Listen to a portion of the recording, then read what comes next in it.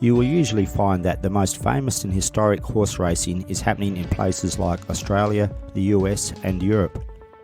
To Western people, it's easy to forget that Asia has one of the sport's most up-and-coming markets.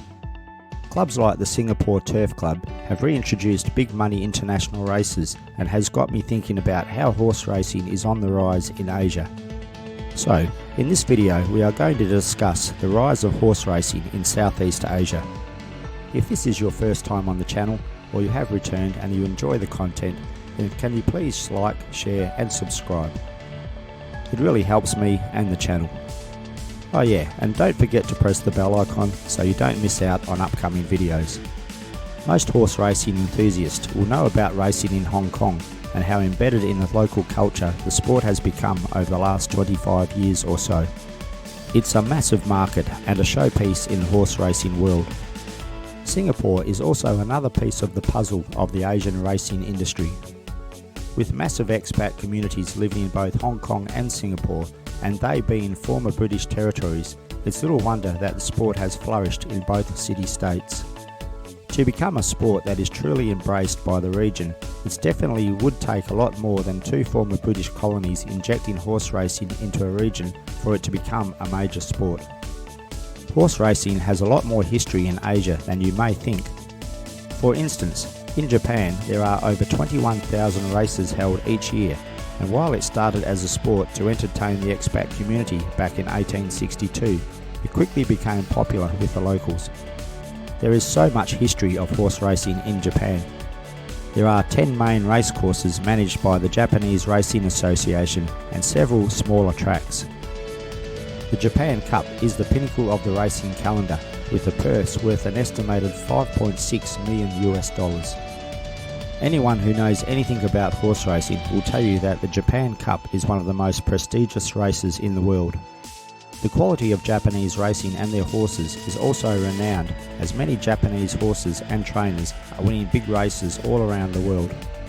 The Racing Authority in Korea are doing their best to follow in the footsteps of Japan, and is currently modelling its setup on the success of Hong Kong racing industry.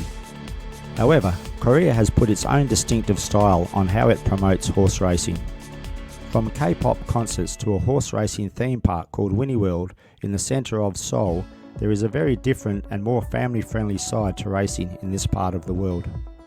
Horse racing is now booming in Korea and is set to overtake baseball in terms of crowd attendance. The most popular races are the Korea Sprint and the Korean Cup, which are worth around $890,000 US and $620,000 US respectively, but plans are in place to increase these purses to $2.7 million US and $1.8 million USD by 2022. Additionally, both Japan and Korea have made a concerted effort to internationalise their local racing by inviting foreign horses, foreign jockeys and trainers to work full-time in the local stables. By doing that, they have not only gained professionals who have honed their skills in the big markets, but it has helped to bring their local races to a much larger audience. It's clear that horse racing is booming in Asia thanks to the investment by the local authorities in their races, but that's not where it all ends. Casino gaming and betting is very popular in the region, but it is also heavily regulated in many Southeast Asian nations. For example, in Japan there are only 4 sports that you are allowed to bet on legally, and horse racing is one.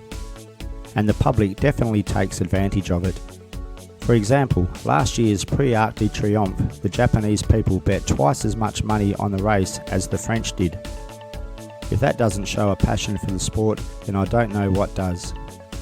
Thailand is another country where it's actually illegal to bet, although there is gambling in the country, but you can do it legally at the races in Bangkok. With burgeoning markets in Thailand, Malaysia, the Philippines and now Korea, alongside established Singapore, Japan and Hong Kong markets, the rise of horse racing in Asia is nothing short of amazing. Should it continue at its current pace, you can probably expect that the Asian racing industry will overtake those in Europe and possibly even Australia and the US.